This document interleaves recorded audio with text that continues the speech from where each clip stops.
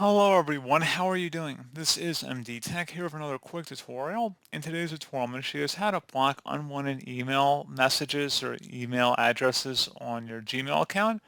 So this should hopefully be a pretty straightforward process here, guys. And without further ado, let's go ahead and jump right into it.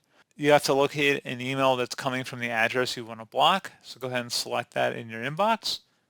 So all you have to do is select the three-dotted icon that says More next to the time that it was sent.